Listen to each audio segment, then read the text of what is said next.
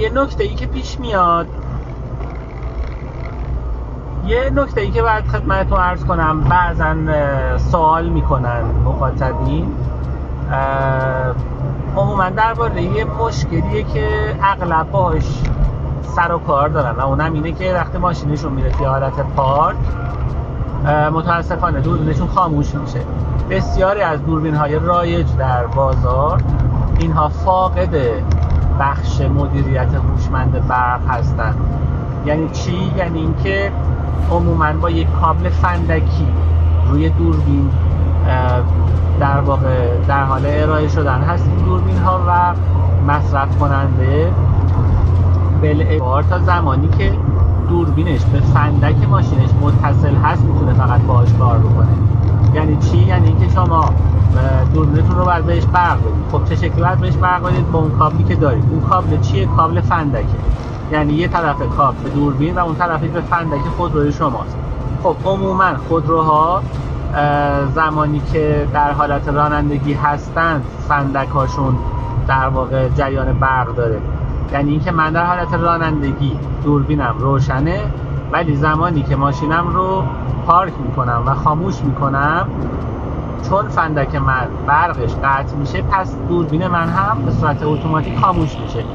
پس بنابراین توی این حالت شما اولا هیچ گونه ضبطی رو در زمان پارک ندارید و متاسفانه برخی از فروشندگان عنوان میکنن که اصلا همینطوره. نه، ببینید مخاطبین عزیز، دوستان گرامی، اصلا اینطور نیست. مثل اینه که شما بگید مثلا من یه ماشین مدل بالا میخوام داشته باشم، بعد بهتون بگن که خب شما فقط وقتی رانندگی میکنی مثلا میتونی از ضبط استفاده بکنی، وقتی خاموش میکنی ماشین رو دیگه نمیتونی ازش استفاده بکنی. در صورتی که اینطور نیست. با سیستم های پیشرفته امروز شما حتی تو زمان پارک و توقف هم میدونید سیستم صوتی تصویری داشته باشید و از آپشن های مختلف ماشینتون حتی زمانی که ماشین توی پارک هست هم استفاده ببرید. توی دوربین های هوشمند خودرو ما این قضیه رو داریم.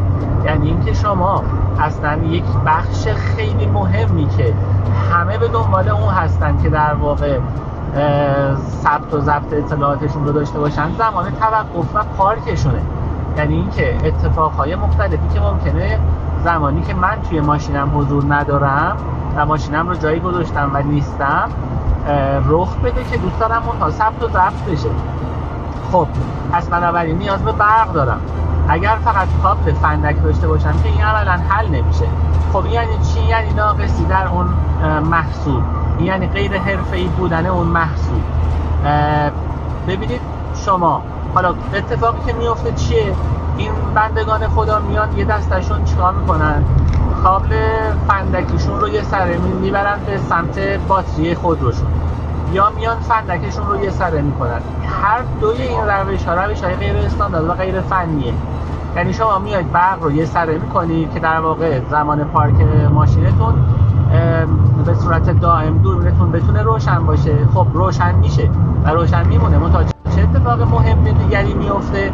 اتفاقی که میفته اینه که بعد از یه مدت مشخصی باتری شما میخوابه، چون هیچ گونه اعمال مدیریت هوشمندی روی در واقع سطح ولتاژ یا توان باتری شما اعمال نمیشه توسط دوربینتون و به صورت اتوماتیک باتری شما میخوابه و چند مرتبه این اتفاق بیفته عملاً باتری شما میره تو فرم مستهلک و کهنه شدن. خب پس نکته‌ای که در واقع هست اینه که اصلا این دسته از کاربران عزیز اصلا نمیتونن داشته باشن فرم هوشمند، چون اصلا روی اون پروداکت و محصولی که دارن کار میکنن طراحی نشده. بنابراین متاسفانه این بخش رو این دوستان عزیز ندارن و عملا در زمان پارک خودرو عموما دچار مشکل هستن. شما باید به راحتی امکان رو داشته باشید که بتونید در زمان پارک و توقف کامل در طولانی مدت حتی به راحتی بتونید ثبت و ضبط اطلاعاتتون رو داشته باشید و اونم به شکل هوشمند و به شکل مطلوب. یعنی بر اساس نوع نیاز و استفادهتون بتونید تنظیم بکنید و که اینطوری هم در واقع نتیجه مطلوب رو از دوربینتون و دستگاهتون ببرید و هم در واقع پیشگیری بکنه از در واقع افت ولتاژ باتری شما یا بگیم کاهش عمر باتری شما و الی آخر.